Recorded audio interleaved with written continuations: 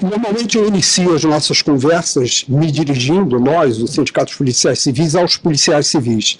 Mas em razão do assunto que nós vamos tratar e da relevância do assunto e da importância dos nossos convidados hoje, eu vou estender esse cumprimento para todos os servidores do Estado. O que nós vamos tratar hoje aqui é matéria fundamental para os servidores do Estado. Estamos aqui com 2 professores da matéria, que vão nos dar uma aula que vai permitir que nós, sindicatos e servidores, nos posicionemos com muito mais precisão com relação às demandas que temos e que não vêm sendo atendidas pelo governo do Estado. Márcia. Hoje nós vamos bater um papo muito importante. Gostaríamos aqui de apresentar essas pessoas que disponibilizaram seu tempo para nos passar o que mais importante está influenciando nas nossas demandas de toda a categoria de servidores públicos do nosso Estado. Na ponta nós temos Alexandre Melo, Sindicato dos Auditores Fiscais, obrigado pela tua presença. Eduardo, Sindicato dos Fazendários. O muito conhecido nosso decano, né, deputado Luiz Paulo, também te agradeço a presença, nosso ex-secretário Nelson Rocha, muito obrigado pela sua presença. Aqui do meu lado, o Luiz, que também vocês conhecem, Sindicato dos Policiais Civis, numa tentativa de fazer você, servidor, entender de regime de recuperação fiscal. Boa noite. Deputado, vou começar pelo senhor, por uma questão de precedência mesmo, até porque nós sabemos, e os jornais dizem, é a voz corrente na Alerj, que o senhor se não for a maior, é a maior autoridade, uma das maiores autoridades em contas públicas do Estado. Nós servidores vivemos assolados pelas alegações do regime de recuperação fiscal. Os servidores públicos sangram hoje no Estado do Rio de Janeiro, e eu vou citar um exemplo simples: os policiais civis pleiteiam um reajuste do seu auxílio alimentação, que é de R$12 há 11 anos, e todas as vezes que nós apresentamos esse pleito, o governo acena com a bandeira do regime de recuperação fiscal, o que me parece um escudo razoavelmente confortável. Então, para que todos nós compreendamos, e aqui a gente vai falar, como eu falei anteriormente com o senhor, para o chão de fábrica dos servidores, para aquele servidor que está em Campos, que está em Teresópolis, que está em Maricá, para que a gente possa compreender a natureza, o que é esse monstro que chama-se regime de recuperação fiscal. Então, eu queria que o senhor falasse rapidamente, sucintamente, se for possível, que eu acho que vai ser difícil, sobre a origem, por que é que nós entramos nesse buraco do regime de recuperação fiscal? Não é fácil ser sintético, mas eu queria voltar ao ano de 2014. 2014, nós tivemos eleições presidenciais, né, e eleições para o governo do Estado. Ambos os governos, tanto a candidata do governo federal quanto o governador aqui instalado, no ano de 14, gastaram a rodo. As despesas cresceram substancialmente. E se você fosse observando, o segundo semestre de 14 já apontava para uma queda acentuada do preço do barril do petróleo, associado a um dólar ainda também em queda. Então você fecha 14 com um déficit de caixa, porque a receita desaba e a despesa aumenta. E entra um novo governo. O governador Pezão entra em 2015. E logo, no meado do ano, começa a ter problemas de pagamento. E nos problemas de pagamento, quando o caixa não dá mais conta de pagar a folha e pagar as despesas mais emergenciais, ele deixa de pagar a dívida. Porque já em 14, a renegociação da dívida do Estado com a União, ela se deu em 97 e 98. Então, em 14, nós já éramos grandes devedores. E a dívida era corrigida pelo IGPDI que é um índice de correção monetária pesado, que considera as cotações das moedas estrangeiras, mais 6% de juro real. Você imagina, se pegar um ano com GPI de 5% ao ano e pegar um juro de 6%, você está pagando uma taxa efetiva de empréstimo de 11%, que chegava quase a empatar com a taxa Selic, que é a mais alta de todas as taxas. Ora, quando o governo do Estado começa a não pagar o serviço da dívida, o Tesouro Nacional começa a fazer o arresto das contas. Isso foi num crescendo que desestabilizou o caixa do Tesouro e aí começou a faltar dinheiro para pagar o próprio funcionalismo. Desorganizou as finanças públicas todas. E aí já tinha havido um impeachment da Dilma, era presidente o Temer, do PMDB. Governo do Rio de Janeiro, tesão do PMDB, presidência da Assembleia do PMDB. O que cabe fazer à União quando o Estado entra em processo de falência? Né? Cabe à União fazer intervenção. E pela primeira vez na minha vida, que já é longa, garanto que do Nelson Rocha também, aquela época, o então governador em exercício, porque o presidente se afastava por causa da doença, né? O Dornelles faz um decreto de calamidade pública nas finanças estaduais. Até então, calamidade pública só era feita por causa das intempéries, e não por causa das finanças estaduais. Foi um fato inusitado no Brasil. E pela primeira vez, a gente começa a trabalhar com orçamento deficitário. O que é orçamento deficitário? Que as projeções mostram que as despesas são maiores que as receitas. Diante desse quadro, começa a se conversar o governo do Estado com a União. Se a União fazer intervenção aqui, o governo Temer tinha que chegar aqui com um saco de dinheiro, que eu estimo, na época, estimei, acima de 20 bilhões de reais, que a União não tinha. Então, preferiram fazer uma intervenção na segurança pública e foi criado esse regime de recuperação fiscal, que foi metido goela abaixo no governador Pezão, porque não tinha outra saída. Porque o regime em si é uma violência. Porque qual a benesse que o Estado ganhou com o primeiro regime?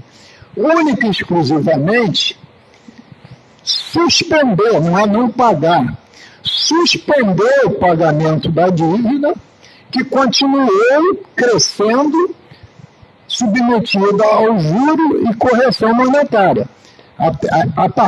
Nessa data, 17, já não era mais IGPDI mais 6, porque passou a ser IGPDI mais 6 até 1º de janeiro de 2013, mudança na lei complementar.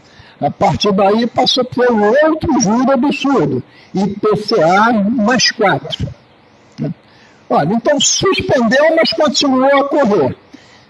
Agora, a contrapartida era funcionário público, não tem reposição salarial, não tem reajuste, não tem plano de cargo, não tem alimentação, não tem o diabo. Além do mais, tinha que vender o único patrimônio líquido que nós tínhamos, que era a SEDAI.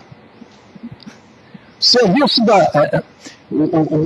botar em linguagem bem de pé no chão, os atrasados que o Estado tinha que pagar, né, devido a empreiteiros, fornecedores, etc., chegou a um montante de 20 bilhões de reais. Quer dizer, o Estado também estava se financiando, não pagando os seus compromissos. O nome técnico disso é restos a pagar, mas ninguém vai entender essa terminologia. É a dívida mesmo.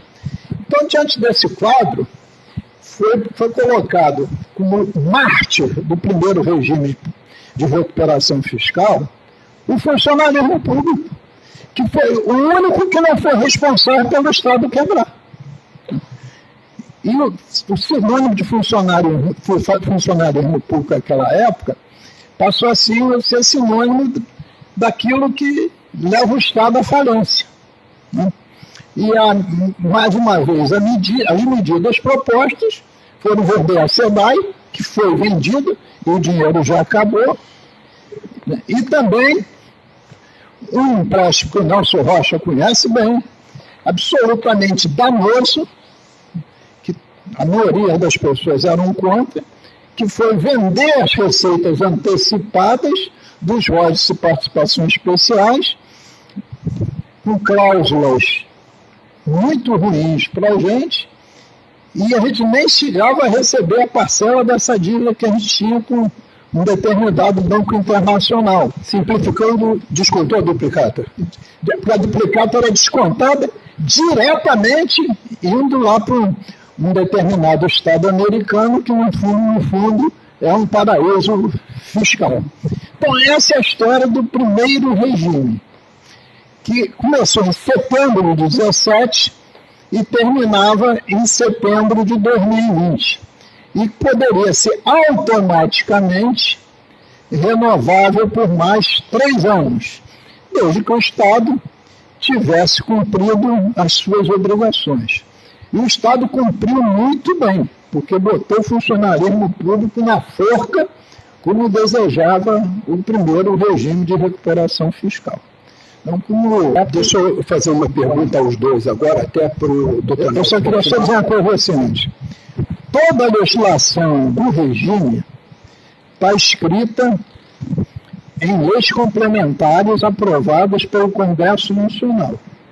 E tem lá no regime também uma outra coisa que começou no primeiro regime e está até hoje de pé, que é um triunvirato, quer dizer, 3 representantes, um do Tesouro Nacional, outro do Tribunal de Contas da União e outro da Secretaria de Fazenda, de Planejamento, representando o Estado, que ficam acompanhando todos os gastos do Estado. E tem o poder de dizer o que faz, o que não faz, um governador eleito ou um parlamento eleito. Esse triunvirato tem um poder absolutamente fora de propósito dentro da nossa federação. Perfeito. Um simples como eu, um policial civil, eu penso, e quero que me corrijam se eu estiver errado, que o regime de recuperação fiscal, ele deveria ter a função principal, inicial, principal, de permitir ao Estado que respirasse a fim de se tornar capaz, primeiro, de manter-se funcionando, depois de criar condições para que ele viesse a pagar a dívida no futuro, né? Pagar o serviço e pagar no futuro. E aí eu penso que, nesses anos todos, eu não vi nenhum projeto de recuperação econômica do Estado do Rio de Janeiro. Eu não me lembro, eu posso estar errado, economia não é a minha praia, mas eu não me lembro de ter visto um grande projeto que visasse a retomada do crescimento econômico do Rio de Janeiro. O que a gente vê a olhos vistos, mais uma vez com a voz do homem simples, são empresas fechando, o centro da cidade parecendo uma terra de zumbi, a segurança pública desmoronando e não tem negócio sem segurança pública, empresários fugindo do Estado. É errada a minha percepção de que o regime de recuperação fiscal, nesse sentido, foi mal utilizado? Olha, eu não tenho dúvida nenhuma.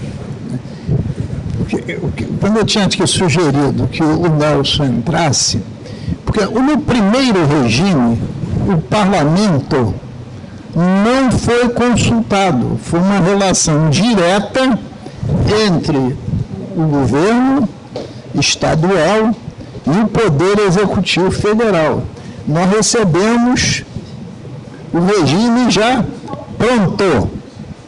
A nós no parlamento só coube aprovar as leis que viabilizassem o que estava escrito no regime. E aí você, um policial, sabe, eu estava no coletivo que era contra, a Assembleia Legislativa passou 3 meses cercado pela polícia e todo dia, em linguagem popular, tinha tiro, porrada e bomba. Eu fui um daqueles que, até o final, eu fui totalmente contra a concessão da sociedade de iniciativa privada, que a gente ia jogar fora o nosso ativo e não ia resultar em bem nenhum. E não resultou, porque o dinheiro já foi embora e a qualidade do serviço prestado está tão frágil como era antes. Sim. Secretário, qual a sua visão do que a gente tratou até agora? Por favor. É um prazer poder sempre falar para você, servidor, para todos aqui, e tentar esclarecer um pouco essa questão do regime de recuperação fiscal e o impacto disso, porque no fundo, o que a gente tem é aquela coisa, o que isso toca no bolso de cada um? Exato. Né? Porque o servidor já tão pressionado, como o Luiz Paulo citou aqui, né, a partir do desconforto que tem, já tinha sinalizações, era preciso evitar os problemas que já se sabia que estavam vizinhos ali. E aí a gente pode voltar, eu não quero ficar aqui tecendo comentários sobre todo o processo, né? Se você vê a questão fiscal brasileira, ela começa desde a Constituição de 88, e todos nós queremos melhoria da qualidade de vida, só que falta como você financia isso. Esse é um grande problema que a gente tem que enfrentar. Como o Luiz Paulo falou aqui, o primeiro regime coube ao Estado reduzir as despesas. E o Estado reduziu. Eu senti no bolso 11,3%. Foi dos servidores e outras coisas, cortes também de cargos comissionados, para muitos que nem eram usados, mas foram contabilizados. Eu sei que, do ponto de vista lá do Caixa, foi uma redução de 11,3%. Gente, de 2018 a 2020. Isso não é pouco, é muito. Ainda mais tratando de uma estrutura do tamanho do Estado do Rio de Janeiro. O Estado fez esse papel, e quando veio o segundo regime, que foi uma legislação aprovada, mais discutida até no Congresso Nacional, porque o primeiro, efetivamente, ele não tinha... Era só para tentar, olha, vamos viver esses próximos 3 anos, que você não consegue recuperar uma dívida do tamanho da nossa de 190 bi em 3 anos. Impossível. Então, tem que se buscar coisas que são factíveis. E naquela altura, o governo Temer também adotou o chamado teto de gastos, né?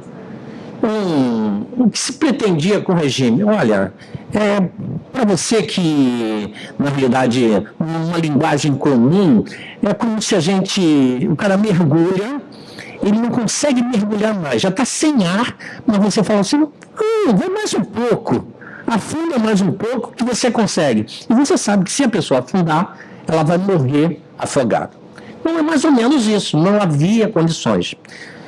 E aí tem tudo a ver com a sua pergunta. Todo mundo está na crise econômica? E foi nessa linha que o segundo regime, diferentemente de tudo que se imaginava, né? Eu que não tenho relação política nenhuma com o governador, não o conhecia quando ele me convidou, cheguei a falar no início, falei assim, tem certeza que sou eu para renegociar o regime? Olha, sou heterodoxo, sou desenvolvimentista. Eu me lembro do Luiz Paulo, a primeira conversa que ele teve comigo, ele falou assim, Nelson, você mudou? Eu falei assim, não, continua mesmo, mas vamos negociar nessa linha, e é uma forma, pelo meu conhecimento técnico, de eu ajudar o Estado a poder tentar se recuperar. Então, a linha que nós adotamos, né, eu e a equipe que foi comigo, era uma linha desenvolvimentista.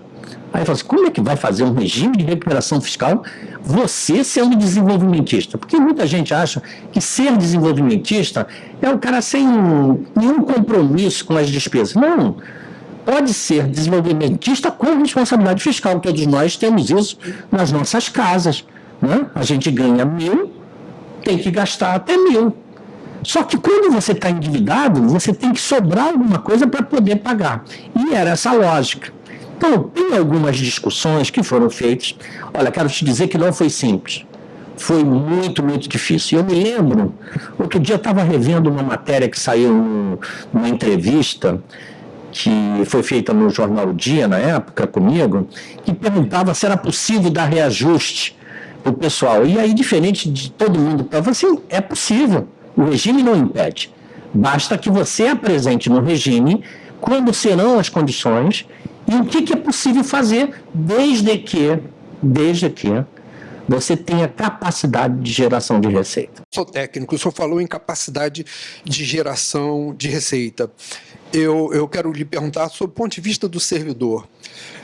Não poderia ser de saldo em caixa? Ou seja, porque o governo investiu em obras de infraestrutura, obras gigantescas aí, muitas delas estão paralisadas.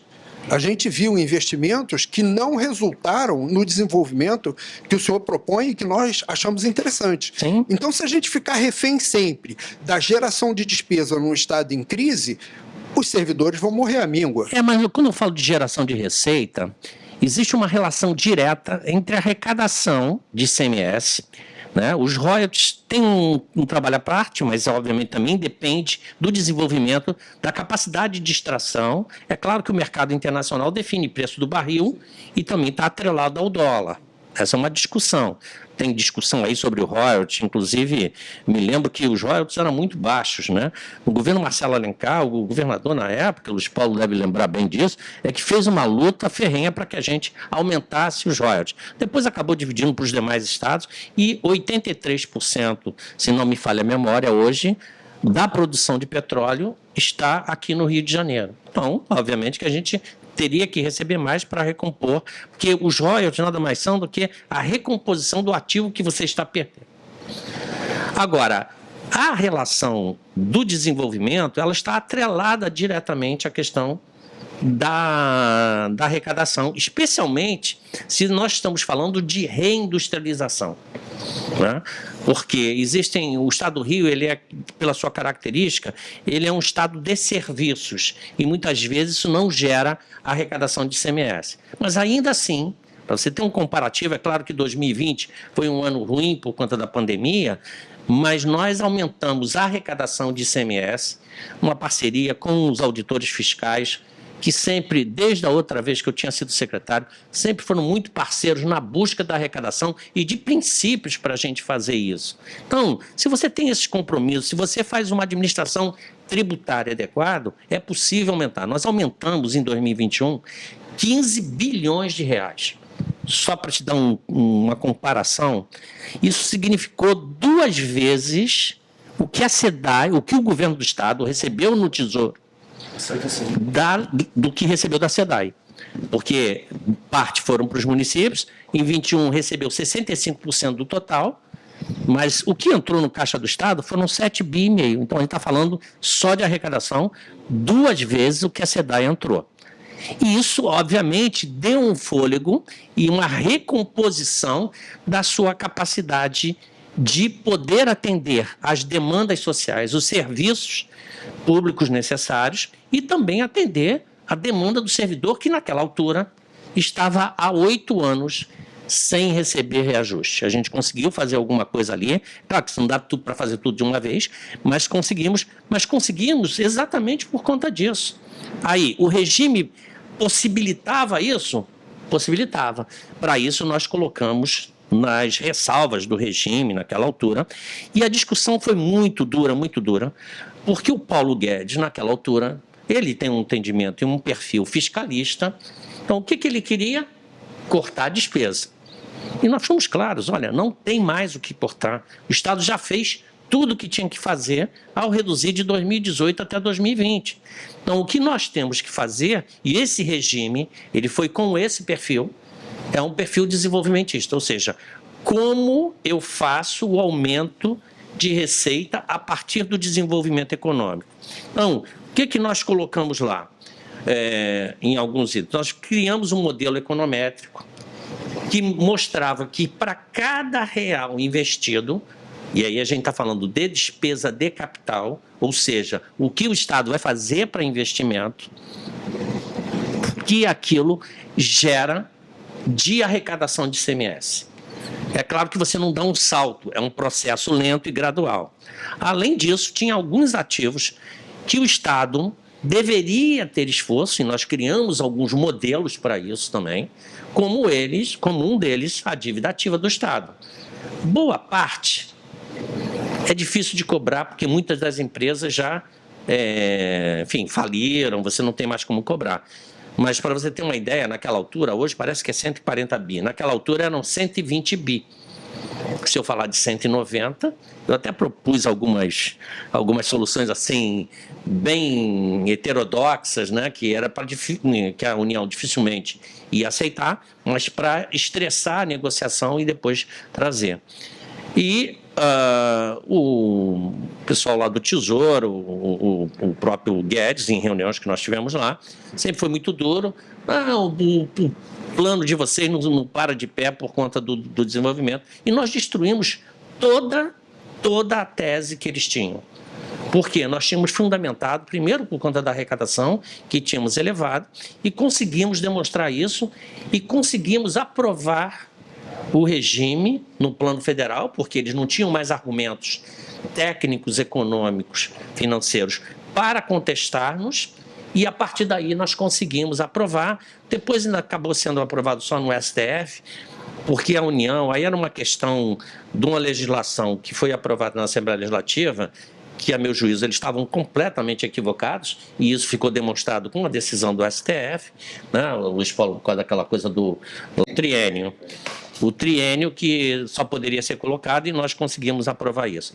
E diga-se de passagem, aí reforçando o que o deputado Luiz Paulo colocou aqui, isso num processo de negociação com a Assembleia Legislativa. Luiz Paulo deve se lembrar bem, eu participei de todas as audiências públicas, porque é da minha característica fazer um debate, é democrático. Olha, pode aqui, não pode ali, por conta disso, e justificar o entendimento, e nós chegamos a algumas coisas. Olha, dá para ceder aqui, e não tínhamos nem colocado para negociar, mas a gente entendia o papel e a importância daquilo para a Assembleia Legislativa, e construímos um regime que foi um regime que os outros seguiram. No primeiro, só o Rio de Janeiro entrou.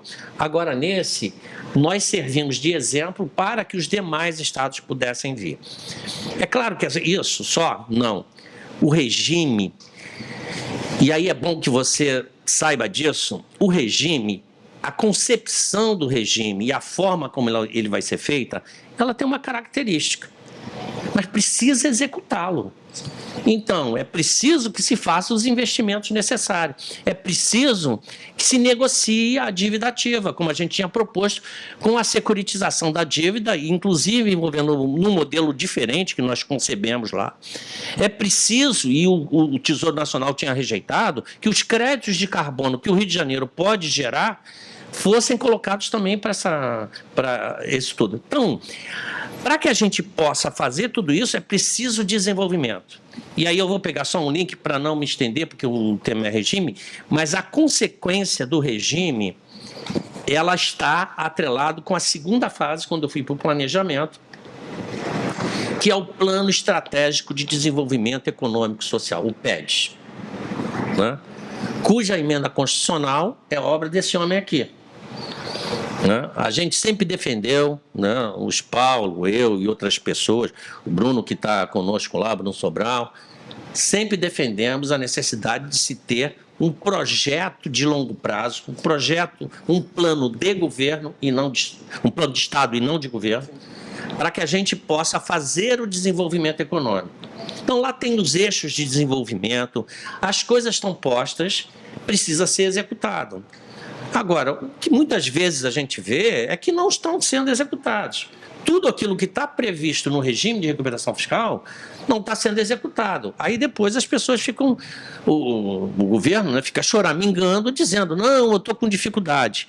É claro que no regime tem um outro aspecto importante na execução desse novo regime, que foi o que foi feito com os estados, de uma maneira geral, né? Um problema que feriu no coração o Pacto Federativo, que foi o ex-presidente da República o Jair Bolsonaro, ter colocado, né, ter retirado a arrecadação do Estado. No caso do Rio de Janeiro, foram 10 bilhões de reais por ano de arrecadação. Como é que você faz um plano e depois puxa o tapete, né? E você não faz isso. Então, esse é um problema. Tem os caminhos estão traçados. O que precisa ser feito tem que ser executado. Não me parece o que vem acontecendo na prática hoje no governo do Estado. As coisas não saíram do papel. Tem que se executar, né? A economia do Rio de Janeiro, só para vocês terem uma ideia, né, ela vem definhando. Se eu pego o setor industrial como exemplo, o setor industrial hoje emprega a metade da década de 80. Compara com 1985, que é o primeiro dado que a gente tem da indústria aí, para fazer os comparativos, metade do número de empregados. Assim fica difícil. Alguns vão dizer, não, mas isso é problema da tecnologia que diminui o número de empregos. Claro que também tem isso, mas não é apenas isso, porque você teve um crescimento da demanda em função do número de pessoas que aí estão. O que a gente vem perdendo é a essência. O Rio de Janeiro, e aí eu falo do Estado, falo da cidade, né? A gente não tem política de desenvolvimento forte. Temos que retomar, como sempre ensinou Carlos Lessa, temos que retomar a reindustrialização em outros modos, com inovação, porque não adianta trazer indústria também se você não tem gente preparada, precisa com a inovação tecnológica e precisa, sobretudo, com a questão da sustentabilidade para a gente caminhar. Capciosa para os dois. Os servidores podem pensar que no Estado tem política de mais e gestão de menos? Olha só, eu quero ser muito mais realista que o Nelson Rocha e concomitantemente respondendo a tua pergunta. Hoje, o governo pode dizer para a União que o plano de recuperação fiscal do Estado está arrimado num plano estratégico de desenvolvimento econômico e social. Isto é uma inovação, porque nem a União tem um plano estratégico de desenvolvimento econômico e social. PAC não é plano estratégico de desenvolvimento econômico e social. É um conjunto de intenções que o governo quer viabilizar, mas não um plano estratégico. Nós não temos nenhum Celso Furtado da vida escrevendo nenhum plano estratégico de desenvolvimento econômico e social. Mas tem uma questão que se tornou muito mais grave. Porque, veja só, desde o ano passado, que a nossa dívida estava crescendo e suspenso o pagamento. A dívida com a União hoje, a dívida só com a União, que ela avalizou, é de 156,8 bilhões de reais. A gente conhece, deputado, a dívida da União com o Estado? 156 bilhões. Eu presidi a CPI da dívida. Conheço a dívida de cor e salteado. Desde o ano passado que nós começamos a pagar a dívida. Depois, como disse bem o Nelson Rocha, do presidente em exercício, lá que era o Bolsonaro, exercitar o seu poder com as leis complementares 192 e 194, né, que usurpou dos cofres públicos, sem correção monetária, entre 1º de julho de 21 a 30 de junho de 22, 8,5 bilhões de reais, porque reduziu as alíquotas de energia, telecomunicações e combustíveis, que era na faixa de 30 pontos percentuais, reduziu abruptamente da noite para o dia para 18 pontos percentuais. Então, o que fez a União? Pegou o regime de recuperação fiscal, a proposta que o Nelson fez, que foi as projeções de receitas e despesas, incluindo os investimentos, para 9 anos, que esse novo plano é de 9 anos, pegou esse plano e rasgou, porque tirou, não só naquele ano, porque quando você reduziu as receitas, reduzindo a alíquota, as perdas são todos os anos. A União não é banco. Então, ela não pode implantar juros. Aí o Tesouro da União diz assim, mas não foi a União que definiu o juro, foi o Congresso Nacional na lei complementar definidora da política de correção monetária e juros. Faz de conta que me engana que eu gosto, né? Bom, mas continuando. Quando vai abrir o orçamento deste ano, de 2024, que a gente recebe a mensagem, né, vem o valor para se pagar a dívida este ano de 24. A bagatela de 6,9 bilhões de reais, sendo 2,3 bilhões de principal e 4,6 bilhões de reais, o dobro de serviço da dívida. Isso é extorsão ou não? Você acompanha isso, porque possivelmente você vai ao mercado. O Conselho Monetário Internacional, o Conselho Monetário Nacional emitiu uma portaria, que tem uns 2 meses atrás, sobre cartão de crédito, dizendo o quê? Se você tem dívida no cartão de crédito, o limite que você tem que pagar não pode suplantar o valor da dívida, porque tem um limite, é ser igual. Nós estamos pagando o dobro. O dobro. Isso não serve para nós, né? Bom, mais grave ainda. No dia 28 de dezembro, já tinha acontecido antes, né? Tinha acontecido em novembro, esse triunvirato pegou alguns pontos e fez lá o seu diagnóstico dizendo que o Estado tinha ferido o regime de recuperação fiscal. Eles, quando cortaram a receita, não feriram nada, né? Se a gente ali ajustou alguma coisa a outra, feriu. Isso foi para o ministro e o Estado foi multado.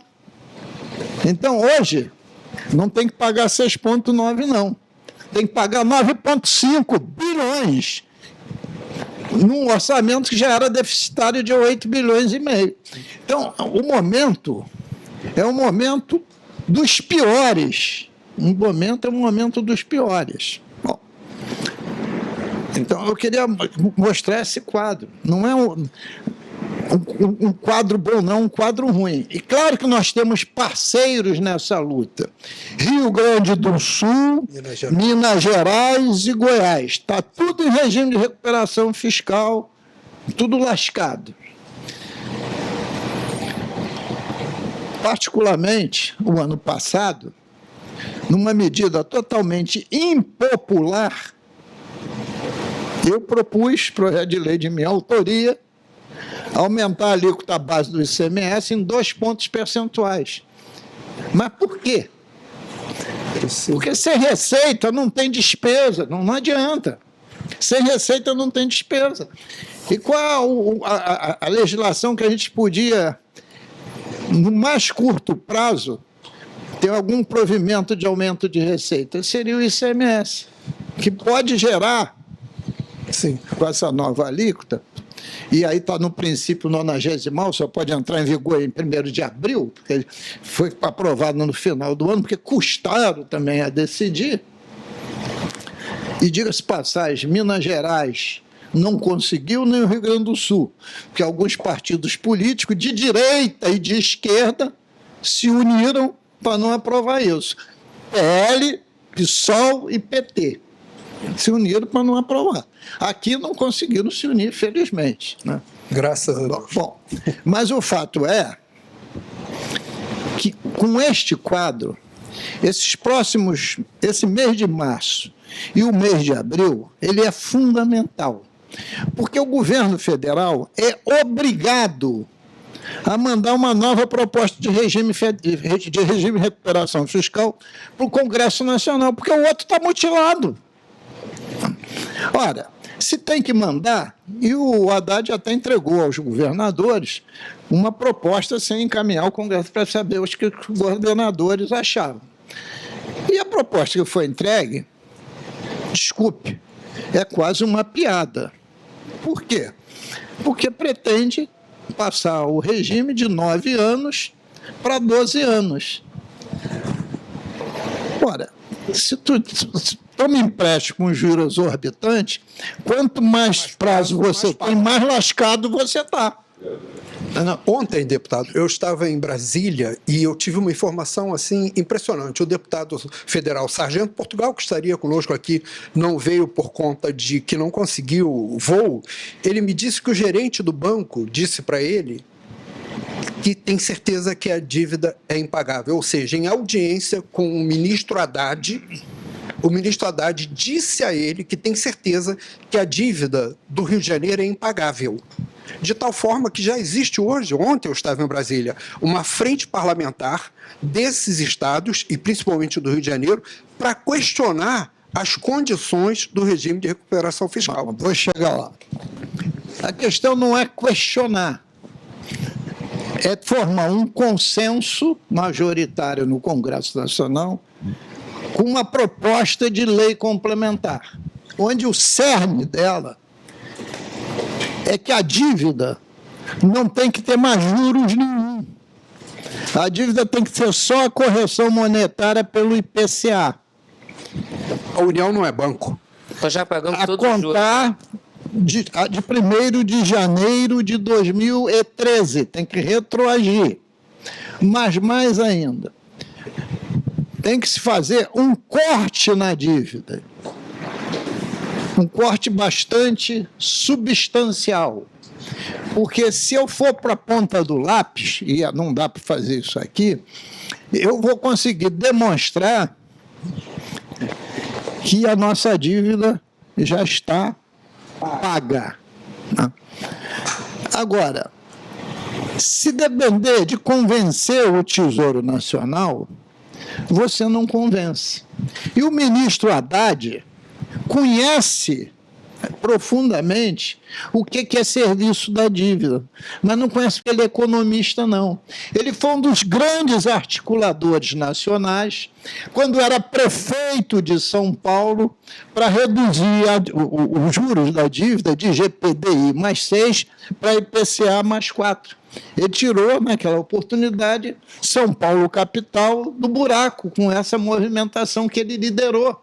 E por isso que essa data é uma data marco, porque já houve uma mudança nessa data marco, uma nova lei complementar, que é a 148. Bom, dito isso, então a gente tem que ter um corte na dívida, tem que ter correção só para o IPCA, e tem que mexer na cláusula, extinguir esse triunvirato também, e mexer na cláusula, que a gente chama lá o famoso artigo 8º da lei complementar, que é aquela cláusula que imobiliza o governo de conceder algum benefício real ao funcionalismo público. Porque quando o Nelson era secretário, as secretarias não mandaram em tempo hábil ao secretário de Fazenda as exceções que devia ter o regime. Então tem algumas exceções, mas não tem todas. E eu considero que reposição salarial tem previsão constitucional. Tem.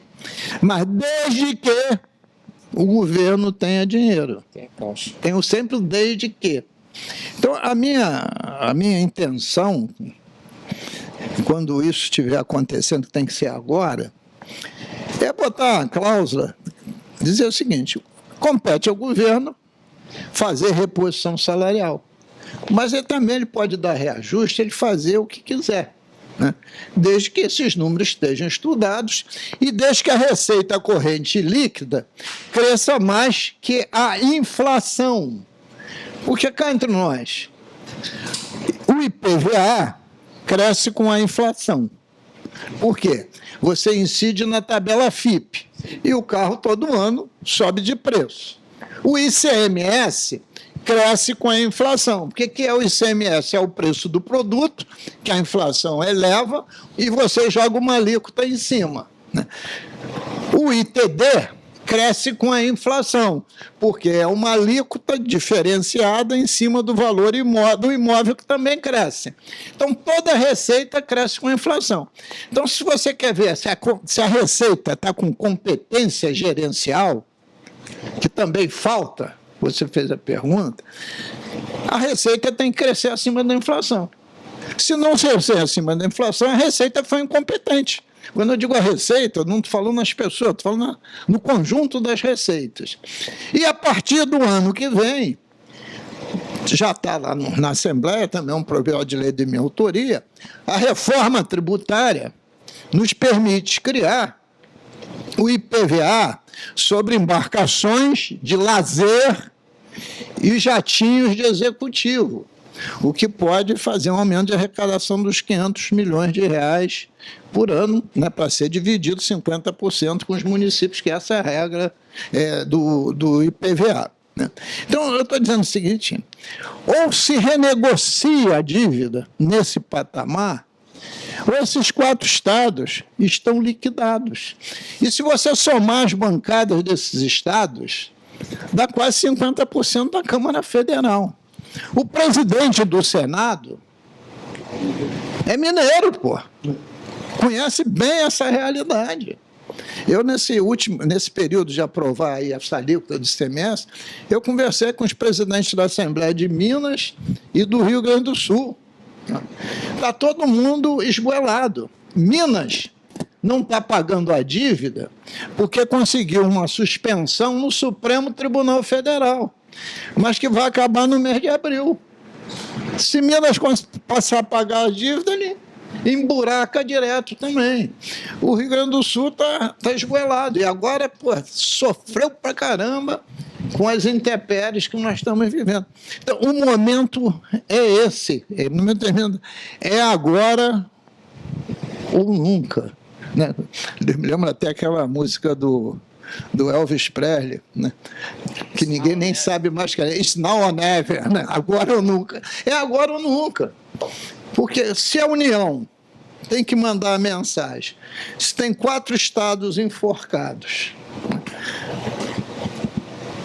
e tem um conceito no federalismo que um estado, e muito menos a União, pode enriquecer empobrecendo o outro estado. Porque quem é que perde? É a população. Isso é que é federalismo. E está escrito na Constituição que nós somos a República Federativa do Brasil. E a União, independente do governo, se é do PT, do PSDB, do PMDB, não importa que governo, trata essa questão como a União fosse a República Unitária do Brasil, que é todo mundo de pires na mão pedindo favor. Isso não é federação. Né? Então, o entendimento, e eu achei a oportunidade dessa conversa, exatamente para dizer que a hora é agora. Você tem que juntar a política no Congresso Nacional e, concomitantemente, no meu entendimento, acionar o Supremo Tribunal Federal. Porque o Pacto Federativo está sendo... O senhor vê no governo hoje uma ação para isso? O quê? O senhor vê no governo hoje uma ação para isso? Bom, pelo menos fui convidado como um homem ligado às contas públicas a uma reunião há uns 15 dias atrás, lá no Palácio Guanabara, e o que eu falei aqui, falei lá. Verifiquei que havia receptividade. E a reunião foi presidida pelo governador com os secretários que a gente chama do núcleo duro, Fazenda, Planejamento, Procuradoria, Planejamento, não sei se eu falei, enfim, e Secretaria de Governo.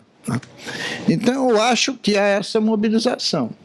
Você acabou de falar no nosso Sargento Portugal. Já tem 2 projetos tramitando lá, que não é o do governo ainda. Uma de um deputado federal do PT de Minas Gerais, se não me engano o nome dele é Reginaldo, e outro do deputado Pedro Paulo do Rio.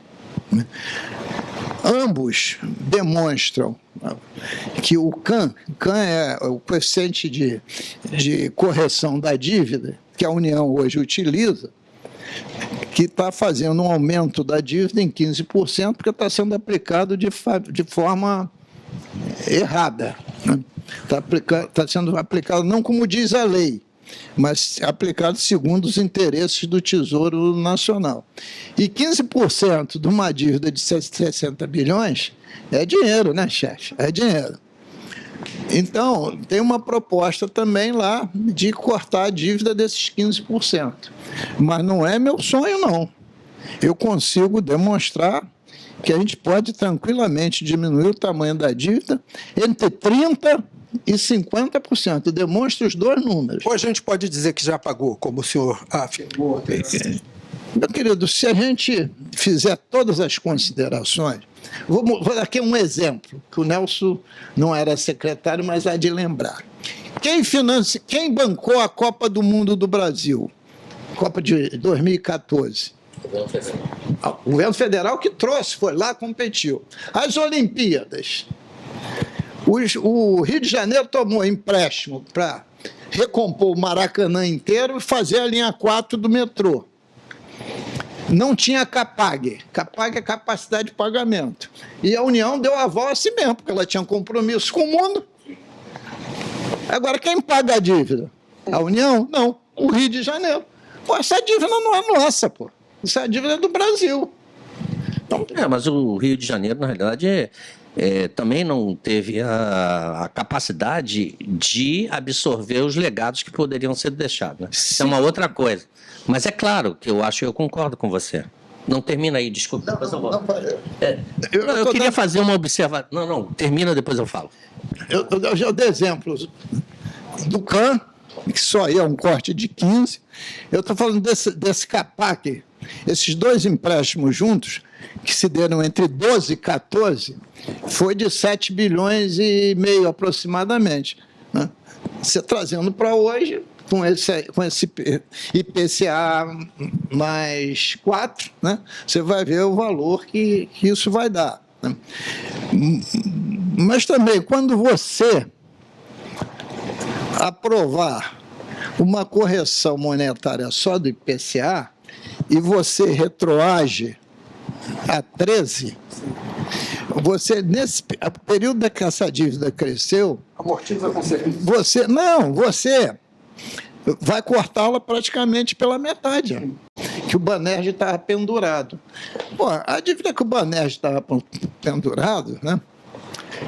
Pô, você teve os PROEFs, PROERGs, os PRO todos da vida, que socorreu os bancos privados. Para socorrer o Banco do Estado, que foi liquidado e vendido, a dívida passa para o Estado também? Então, quando você começa a subtrair essas coisas, a dívida... Atualizada hoje, essa dívida dá quase 90 bi. E nós já pagamos de dívida aproximadamente, em dinheiros, sem estar trazendo a valor presente, históricos somados, 27 bilhões de reais. Então, eu já demonstrei em papel, fazendo essa conta, que nós estamos praticamente kit.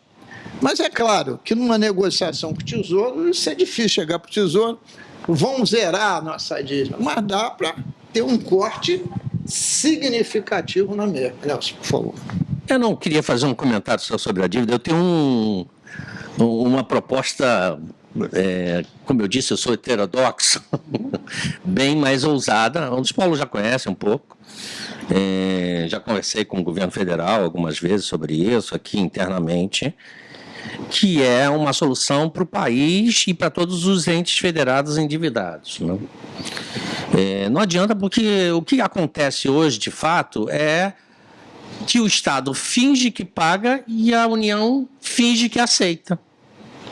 Né? Porque quando tem problema, vamos renegociar, porque não dá. E é assim o tempo todo. Basta você ver nas últimas décadas. Então, é o regime de recuperação fiscal 1, é o 2, daqui a pouco vai ter o 3. Por quê? Por conta da incapacidade hoje, se você considerar, se o Estado fosse uma empresa, ele estaria falido. Mas o Estado não é empresa, então ele tem a capacidade de se regenerar. Então, tem duas coisas. Uma é que Estado endividado, como o Estado do Rio de Janeiro, e que contribui de forma significativa para a União na arrecadação dos impostos federais, não pode continuar financiando outros estados, se ele mesmo não tem capacidade. Então, esse critério de rateio tem que ser levado em consideração, esse aspecto. Isso é um separado que, por si só, já nos ajudaria em muito na liquidação da dívida.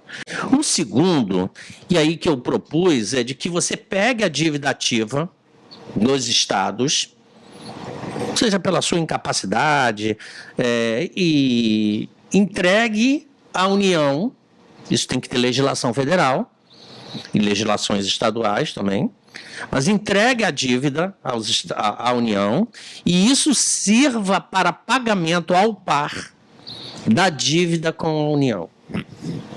Então, se eu tenho vou pegar os números lá de trás, Luiz Paulo. Se eu tinha, inicialmente era 170, depois chegou a 190, mas se eu tenho quando tinha 120... Mas que essa é a dívida total. Total, A segunda dívida com a União. Com a União, eu sei que você falou, por isso é que eu estou falando só do total para fazer o comparativo. Eu pego 120 bi ao par. O que significa ao par? Para cada R$1, os 120 bi não são recebíveis. Né? Estima-se aí 1/3 dele. Mas eu entrego à União, que tem uma dívida ativa gigantesca. Hoje eu estou falando dados lá de trás, eu não tenho os dados atualizados agora, mas pegando dados de 21, a dívida ativa, a dívida com a União de todos os estados gerava em torno de 800 bilhões. A do Rio era uma das maiores. Então, você pega a dívida ativa de todos, que ultrapassa um pouco isso, não, era um pouco menos, era 600 bilhões, mas a dívida ativa de todos os entes federados, incluindo municípios, mais a dívida ativa da União, elas somam 3,5 trilhões de reais. É recebível tudo? Não. Mas à medida que você entregue isso, zera a dívida dos estados e coloca uma trava para os estados não se endividarem novamente e voltar a ter o mesmo problema. Então, uma das soluções era reduzir o nível de endividamento hoje, pela Resolução 43 do Senado, que é 2 vezes a receita corrente líquida, para 1 vez, e também botando uma regra que esse recurso de endividamento deveria ser para ser utilizado exclusivamente para investimentos. Por quê? Porque investimento é considerado uma despesa, mas é uma despesa que gera aumento de arrecadação, aumento de receita. E aí você consegue construir as soluções. Então a gente parar com esse faz de conta em que o Estado acha que paga e a União acha que recebe, e no final das contas a gente só aprofunda a crise existente. Quando você faz isso, e a ideia é que a União, e isso tem a ver com a securitização da dívida ativa, a União fizesse um chamamento internacional para que fundos internacionais hoje, já há algum tempo, tenham uma dificuldade de alocação dos seus recursos para investimentos, que a gente trouxesse, isso não vai ficar num fundo só, por conta do volume ser muito significativo, você coloca esses recursos e distribui para que a União passe a receber, ela vai receber alguma coisa efetivamente. Os recursos que a União recebesse para isso seriam utilizados para quê? Para investimento. O que a gente está falando? De desenvolvimento econômico. Retomada de crescimento econômico.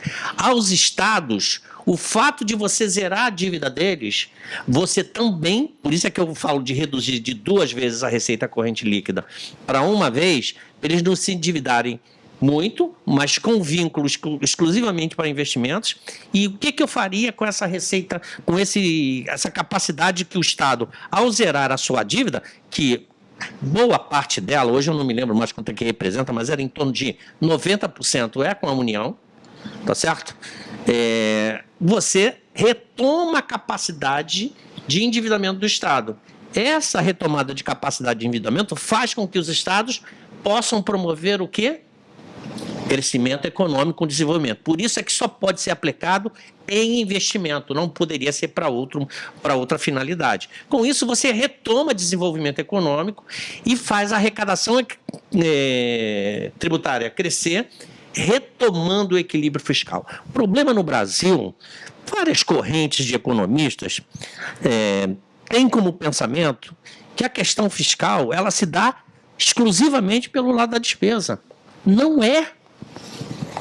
A questão fiscal é a última linha do lado do balanço, do resultado apresentado. É receita menos despesa. Como é que a gente equilibra isso? Aumentando a receita. E eu queria dar uma outra boa notícia, boa notícia. A expectativa que a gente tem, e aí eu estou falando de país, não exclusivamente do Estado do Rio de Janeiro, e aí o Estado do Rio tem que ter uma preocupação muito grande. A próxima década, entre 2025 e 2035, o Brasil será a bola da vez para os investimentos externos. Eu estou falando aqui de muito recurso que pode vir para o Brasil.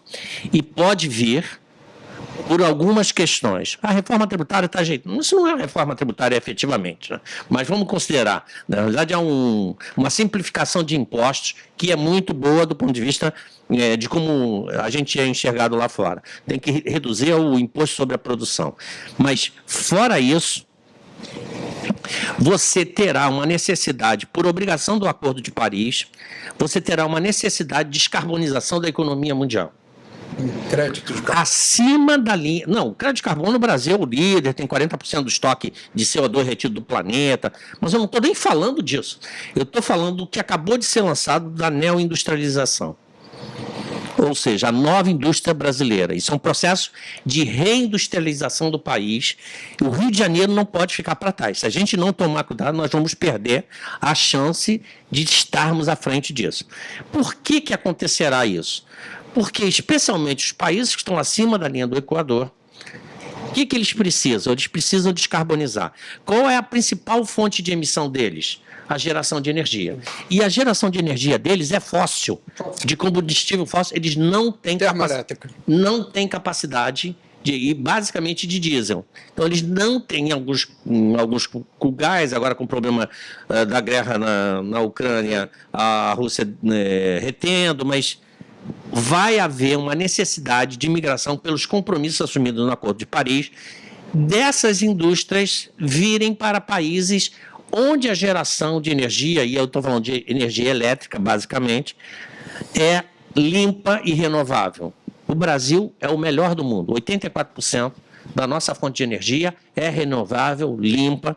Então, haverá um fluxo natural de indústrias para o Brasil. E o que a gente faz com o custo do Brasil? Não, mas o custo do Brasil, você está falando de imposto e a carga total tributária brasileira, comparativamente ao resto do mundo, ela não é alta. O problema da carga, e mais se esses forem para exportação, eles não têm muita carga tributária. O problema é que a geração de emprego gera consumo gera aumento de arrecadação.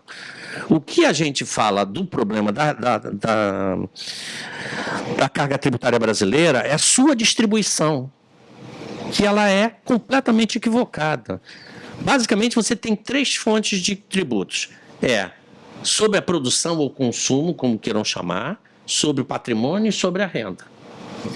O Brasil, metade da arrecadação brasileira é sobre consumo e produção. É o imposto sobre o faturamento, lá que o cara tira a nota fiscal. O resto do mundo é infinitamente menor. Os Estados Unidos era 18, agora com o aumento do Biden, acho que foi para em torno de 20. Do total arrecadado. Onde você concentra a arrecadação, deveria concentrar, é sobre o patrimônio e sobre a renda. Então tem que haver por isso é que eu falo que no que nós tivemos não é reforma tributária, é uma simplificação de impostos importantíssima, porque tem um custo Brasil embutido nisso, né? Porque você tem que ter muita gente para poder administrar. Ainda mais eu que sou, minha formação é contábil, eu sei exatamente como é que isso funciona. Não, o que você tem que fazer? É transferir da produção para o patrimônio e a renda e reduzir aqui, porque você faz o desenvolvimento acontecer. Mas de forma que você não prejudique, primeiro, o trabalhador, que é o único que paga a renda, imposto sobre a renda aqui no Brasil. Então você tem que distribuir e tributar né, os grandes lucros, as grandes heranças, por exemplo, mas que você tenha o nível de arrecadação total nesse patamar. Não é 32, gira ali entre 32 e 34 hoje, por cento, dependendo do PIB, e dependendo do ano. Então, não é se você faz comparativamente.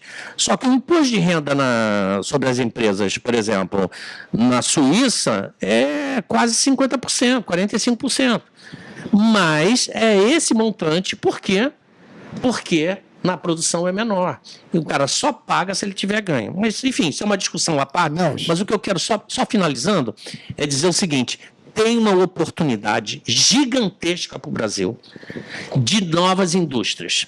Então, vai ter fluxo de recursos de investimentos aqui. É preciso que o Estado do Rio de Janeiro, que a cidade do Rio de Janeiro, tenham isso em mente e tenham compromisso com o desenvolvimento. Se seguirem lá o PEDES, Luiz Paulo, haverá possibilidade. O problema é que eu não vejo o movimento, não vejo os governos pensando no longo prazo. Né? Via de regra, só penso na próxima eleição. Então, a gente precisa, não que não tenha que pensar na próxima eleição, mas tem que olhar para o Estado de uma forma estratégica e ir olhando para que o desenvolvimento possa melhorar a economia, senão nós vamos ter sempre aqueles tapa-buraco que temos por aqui. Secretário e deputado, como não podia deixar de ser, com duas mentes tão brilhantes, a gente foi à estratosfera. Nós saímos do chão de fábrica. Eu queria essa preocupação, e aí, também por causa do tempo, a gente vai ter que encerrar. A nossa preocupação é a seguinte: e nós, como é que nós vamos sobreviver até lá? Mas não é até lá. Macro soluções. Luiz Cláudio, você me perdoe. Amanhã eu estava aqui agoniado, porque eu adoro as soluções engenhosas. Eu adoro discutir o futuro. O IBS, o Imposto sobre Bens e Serviços, ele só está plenamente implantado em 2032. A minha preocupação é como eu acabo este ano. Acabo este ano, sob o ponto de vista das contas públicas. O governador acabou de anunciar que vai fazer um corte nas despesas de 20 pontos percentuais. Ora, se você corta as despesas de 20 pontos percentuais de educação, de saúde e de segurança pública, você já não cumpre os índices de educação e saúde de 25% e 12%. E a segurança pública, que já não vai bem, evidentemente, pior ainda. Isso foi anunciado esta semana, porque as contas não fecham. A receita é menor do que a despesa. Eu acho que as soluções engenhosas, elas são importantíssimas. Mas o que tem que mostrar para a União agora, nesses próximos 60 dias, é que se os estados do Sul-Sudeste colapsarem, e aí nesse caso específico, Rio de Janeiro, Minas Gerais e o Rio Grande do Sul, a arrecadação da União vai para o espaço. Porque de tudo que se arrecada no Rio de Janeiro, 8 pontos percentuais retornam. 92% fica nos cofres da União. 92% fica nos cofres da União. Então, a saúde financeira da União depende da saúde financeira dos estados. E no curto prazo, o que a gente tem que fazer? Mexer no regime e fazer um corte gigantesco nessa dívida e tirar os juros fora.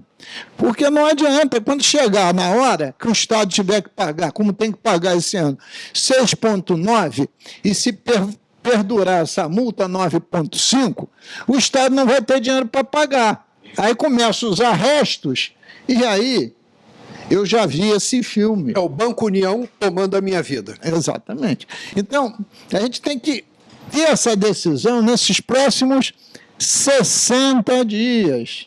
E por que eu insisto nisso? Porque o segundo semestre desse ano é ano eleitoral. Candidaturas de prefeito e vereadores. Fica mais difícil aprovar qualquer coisa no Congresso Nacional. né? Como também é mais difícil dentro da própria Assembleia Legislativa. Então, é uma corrida quanto tempo? A gente tem que rever o regime agora, né? Não dá mais para esperar. Porque, volto a dizer, o Nelson tem toda a razão. Começou-se com a reforma fiscal, que está chamada de reforma tributária.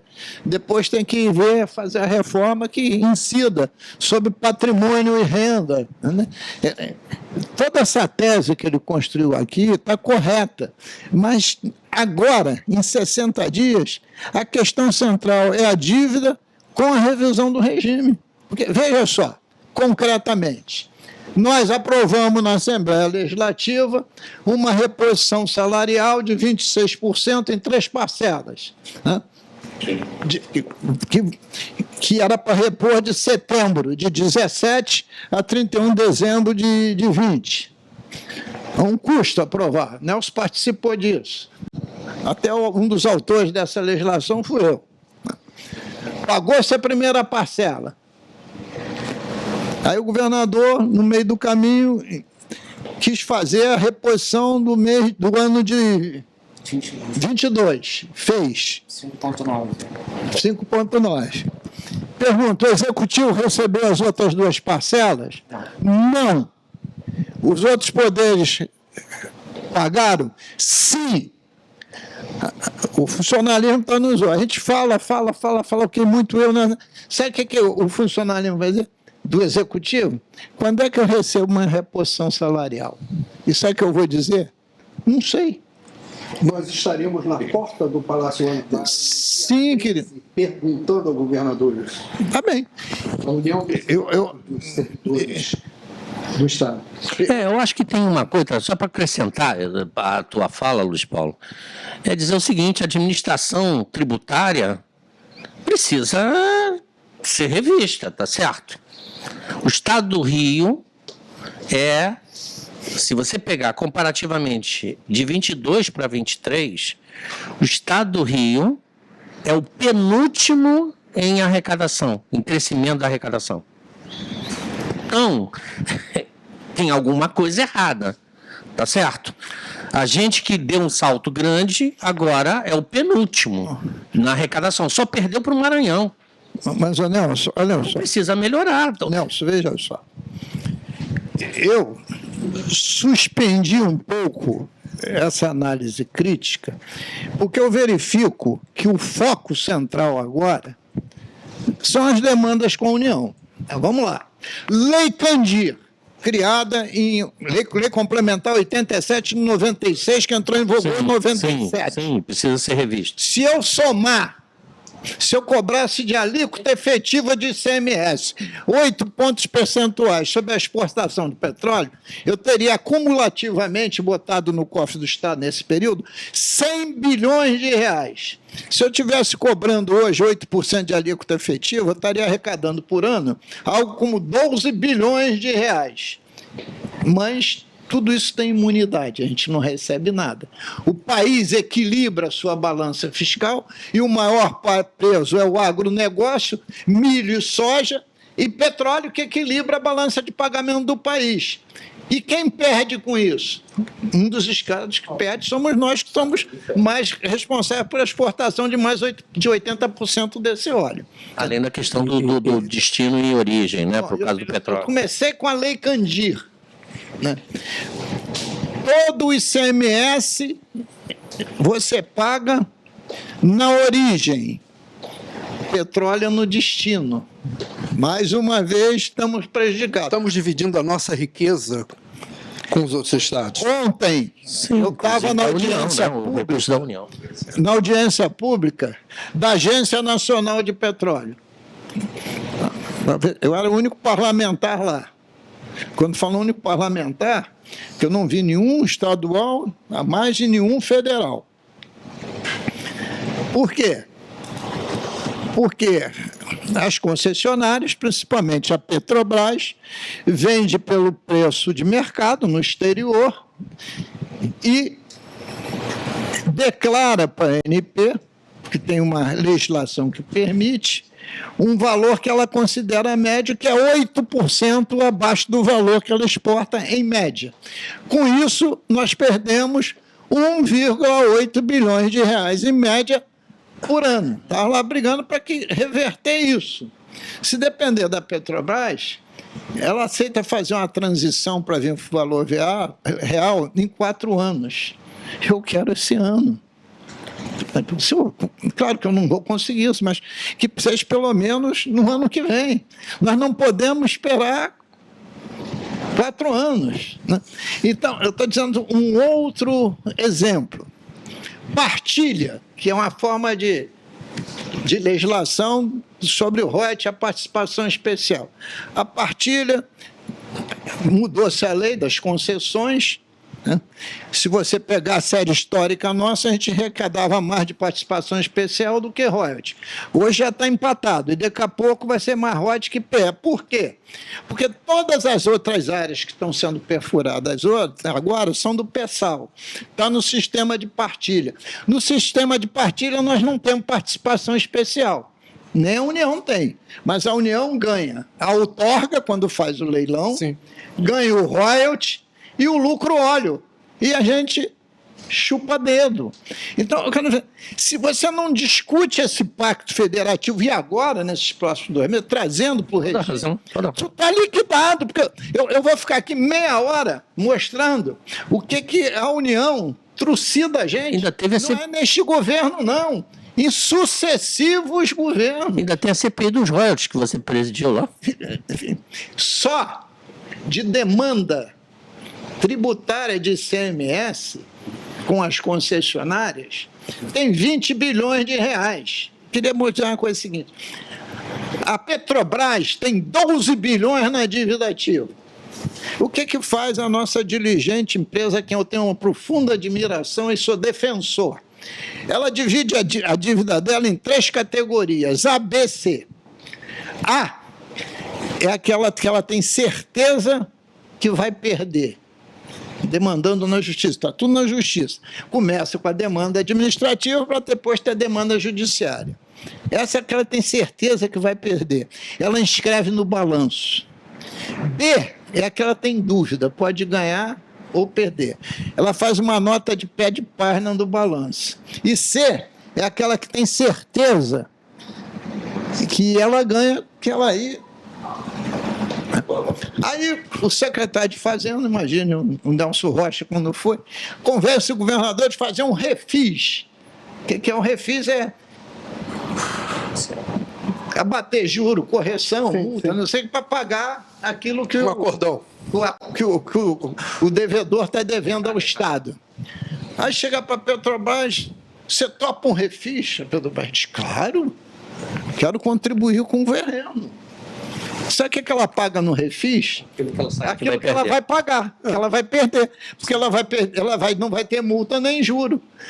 E a gente fica todo feliz e não resolveu nada. Eu estou querendo mostrar o seguinte, a União nos avilta, e não é o governo X, não, é histórico.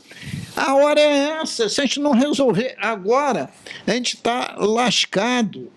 E o que não impede de também se discutir todas as soluções engenhosas, mas o fruto é a dívida. A questão central é tanto faz ser 6,5 ou 9,5, nós não temos condição de pagar essa dívida esse ano, que o orçamento está com rumo de 8 bilhões e meio.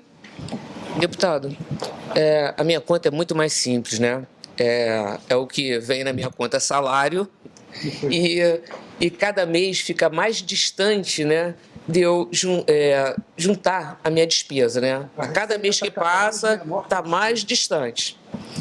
E, como sindicato, né, nós temos aí a pressão de todos os servidores, né? Como o Luiz falou, dia 13 nós vamos ter uma movimentação dos servidores na frente do Palácio. O secretário falou muito bem, se não houver aumento, né, dos valores que entram no Estado, impossível pagar a dívida. O senhor falou no início que nós, servidores, recebemos uma plaquinha de Marte no primeiro RRF. E eu acho que nós continuamos com a plaquinha de Marte. Até hoje. Principalmente do Executivo. Sim, do Executivo. Eu falo do Executivo. Antes do Alexandre falar, né? Não sei se o Alexandre quer dar uma palavrinha. Eu fico aqui pensando, eu estou ouvindo, já entendi exatamente tudo. Estou desesperada. E fico pensando o seguinte: o que o servidor deve fazer? Qual a postura do servidor para que nesses 2 meses nós tenhamos alguma coisa, né, que modifique essa situação caótica, né, em que nós, cidadãos do Estado do Rio de Janeiro e servidores, estamos vivendo? Olha, como presidente do Sindicato dos Fazendários, a gente vem batendo, as pessoas dizem que nós somos alarmistas, né? Estamos fazendo alarme. Mas a gente vem colocando situações seguintes: se não renegociar essa dívida nos próximos 2 meses, tá, não vai ter dinheiro para pagar a folha. A gente vai voltar à época do pesão. Eu acho que o servidor, né, tem que aproveitar essa aula que nós tivemos hoje aqui e colocar no dia 13, na mesa, junto ao governador, uma cobrança que ele faça, entendeu, a renegociação do regime de recuperação fiscal e a revisão da dívida do Estado. Isso é primordial, não é só chegar lá... Premissa básica para nós. Não é só chegar lá cobrando aquilo que não foi pago, mas a forma que vai ser pago. Qual é o caminho que a gente vai trilhar para ser pago? Tá? Porque nós somos mal cobradores. O Estado é incompetente a cobrar. A Procuradoria-Geral do Estado, há vários anos, há 37 anos que eu vejo a incompetência deles em cobrar a dívida ativa. A Fazenda faz o papel dela, né, encaminha, né, vai para a dívida ativa e eles não cobram. E o Judiciário é culpado também. E outra situação, benefícios fiscais, também não tem transparência. A gente fica numa situação delicada contra o servidor. E a Fazenda, então, mais ainda, né, que ela fica sem a condução, os profissionais da Fazenda não conduzem um processo de planejamento de cobrança. Então, é uma situação que nós ficamos à mercê, né? Se não tiver planejamento do titular da pasta, nós não temos como efetivamente cobrar. Então, é uma situação seguinte: quando colocam a responsabilidade no servidor fazendário, quando eu falo servidor fazendário, eu falo da massa, né, auditor fiscal, fazendário, a responsabilidade não é nossa diretamente. Para fiscalizar e deixar as pessoas fiscalizarem, a coisa não acontece. Deixa eu te perguntar uma coisa. Eu ouvi pelos corredores da Alerj que na Avenida Brasil tem ali enterrado alguns bilhões de reais de dívida ativa não cobrada, não realizada. Ali perto do Instituto Oswaldo Cruz, ali naquela região ali. Manguinhos que ele está falando. Manguinho. Tem alguma coisa ali? Tem uma cabeça de burro enterrada ali. 9 bilhões. 9 bilhões. Tem. E o servidor do Estado que é o grande custo disso tudo. É o vilão da história. Nós somos o vilão da história. Não, olha, o que eu posso te dizer é o seguinte, que Manguinhos, né, pagou agora 150 milhões, tá certo? E eu não quero acreditar que venha um refis com moeda podre. Eu quero crer que não aconteça isso no Estado do Rio de Janeiro, tá certo? Moeda podre, eu quero falar o seguinte: crédito de ICMS ou precatório. Quando você compra precatório ou crédito de ICMS, você tem, né, um deságio. E dependendo de qual for a moeda, o cidadão que deve 9 bilhões vai pagar ou 25%, que é o crédito de ICMS, ou talvez 50% menos, que é a questão do precatório. Então, são situações... Isso depende também, o regime de recuperação fiscal veda. Tá certo? Refis. Então, eu não sei como é que isso vai ser contornado. Isso vai ser colocado na mesa de negociação para beneficiar um custo mais devedor? Alexandre. Primeiro, parabéns, Luiz Cláudio, parabéns, Márcia. É uma iniciativa louvável. E eu vou tentar me remeter, vou falar a minha única manifestação, então vou falar, como você colocou, presente, passado, presente e futuro. Isso daqui é fundamental, porque nós temos uma cultura que nos foi imposta, que o Rio de Janeiro ele não discute os seus problemas internos. Quando a gente vai falar de política, a gente fala em nível nacional. Se nos remetermos ao passado, ainda na parte, quando éramos o Distrito Federal, não tínhamos eleição no Rio de Janeiro. O prefeito era nomeado pelo presidente do Senado, para que não houvesse essa discussão. Então, com a fusão e com a transferência da capital para Brasília, a gente passou, a partir de 75, a poder eleger o nosso prefeito. Então, somos recentes, é incipiente a nossa discussão política. E aí eu vou adiantar um pouquinho no tempo, vou voltar na Lei Candir, que o deputado muito bem colocou, e fazer um paralelo que o Nelson coloca, que a gente se desindustrializa ao longo do tempo. E isso vem dentro da Lei Candir, que ela traz a desoneração dos produtos semi-elaborados. Ela foi ótima para o país. Ela incentivou muito a exportação e exportou todas as nossas indústrias. Então, ficamos com o nosso parque industrial sucateado. Por isso, a gente perde emprego e a gente perde renda. E vocês são da segurança. E, para mim, o melhor programa de segurança pública se chama Emprego e Renda. Exatamente. Para a gente poder... E isso é no mundo inteiro. Existindo altos índices de desemprego, a segurança pública ela tem índices alarmantes de criminalidade.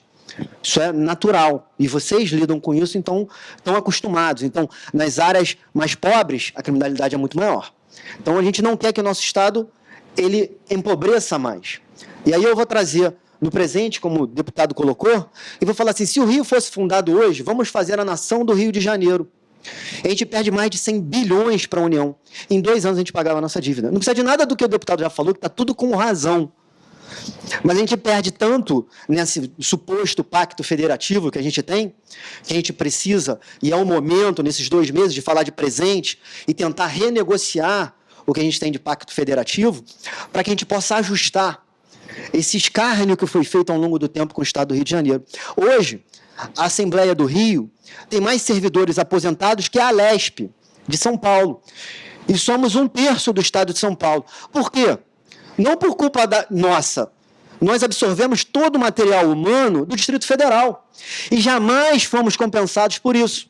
O Distrito Federal, diversos servidores são custeados pela União. Os nossos ficaram dentro do Rio de Janeiro.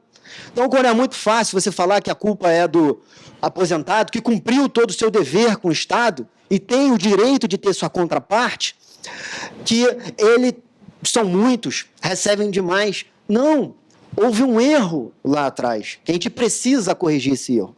E aí, avançando, e aí foi até positivo, agora no Concefaz, eu também estava em Brasília, o Rio de Janeiro votou que a gente pudesse, na reforma tributária, que cada ente, em função do seu desempenho arrecadatório, pudesse receber o seu acréscimo de arrecadação.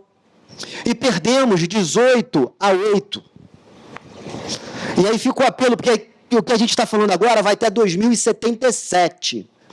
Se a gente não consertar isso hoje, a gente vai ter um problema que a gente vai ficar na condição atual que nós estamos por quase um século. E acredito que provavelmente nós não faremos de novo essa conversa daqui a algum século.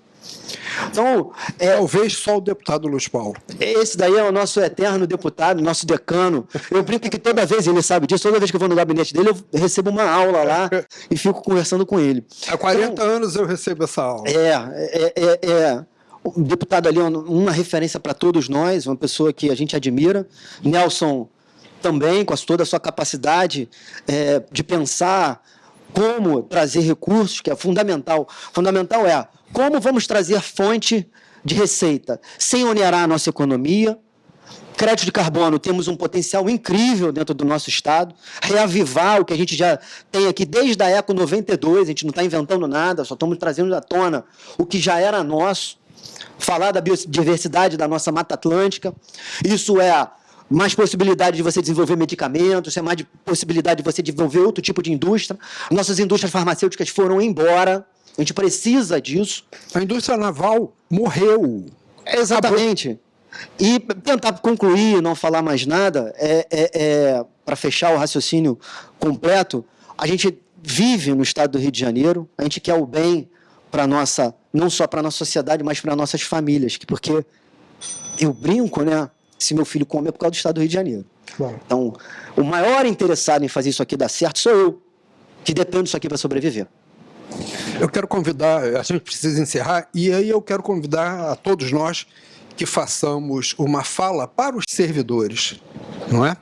E eu vou começar dizendo o seguinte: servidor do Estado do Rio de Janeiro, líderes sindicais. Muitas vezes a gente discute o chão de fábrica sem olhar para cima. Está na hora da gente se unir, está na hora de nós fazermos o que faremos já no dia 13 agora, uma cobrança ao governo do Estado, mas como bem disse o deputado Luiz Paulo, não adianta só cobrar. Nós precisamos jogar pesado no cenário político do Estado do Rio de Janeiro, porque nós conhecemos a nossa história. Nós vimos governo Pezão, governo Sérgio Cabral, governo Garotinho, governo Rosinha Garotinho. Nós vimos todos esses governos e sabemos no que deu. Nós vimos o que aconteceu. Então, está na hora, já passou da hora, de nós cuidarmos do nosso quintal, cobrando com a força que as categorias têm. Se existe Estado, e se o Estado age, é porque os servidores são o seu corpo físico. O Estado é um ente material, uma abstração jurídica. Nós fazemos o Estado e nós temos o direito de sobreviver e cobrar. Gostaria que cada um dos senhores, por favor, fizesse uma fala direta para o servidor. Bom, queria primeiro agradecer pelo convite, Luiz Cláudio, Márcia, aqui para poder participar com vocês, a todos vocês servidores, né, o Sindicato dos Fazendários, Sindicato dos Auditores Fiscais, meu querido amigo Luiz Paulo. Dizer que o Estado do Rio de Janeiro é fruto da coesão e, sobretudo, do trabalho que você, servidor público, faz. Né? Não haveria Estado, como bem disse o Luiz Cláudio aqui, se não fosse os servidores públicos.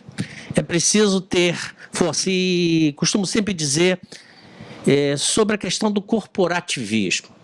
Corporativismo sempre ficou como uma palavra, como se fosse uma palavra ruim, uma palavra que ninguém gosta, como se fosse rechaçada por todos. O corporativismo, na essência, é uma palavra muito, muito importante, porque ela traz consigo a união de um corpo que não permite que aqueles que vêm de fora, não que eles não possam ajudar, mas que eles não mudem aquilo que aquela instituição foi feita para seguir em frente e cumprir os seus objetivos, que é entregar o serviço público, entregar o serviço que a população elegeu através dos chefes do Poder Executivo que passam por aqui, por esse Estado. Então, a vocês que dão a continuidade, porque os políticos, de alguma forma, sempre passam.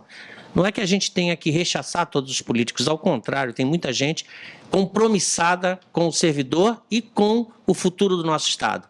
Então, criem esse corpo, mas no sentido de olhar para o que a gente pode levar para o Estado, para o que nós podemos fazer para o desenvolvimento desse Estado, para o que nós podemos fazer para a diminuição das desigualdades sociais. Então, forte abraço, espero que vocês continuem aí ajudando o nosso Estado nessa trajetória de sucesso. Bom,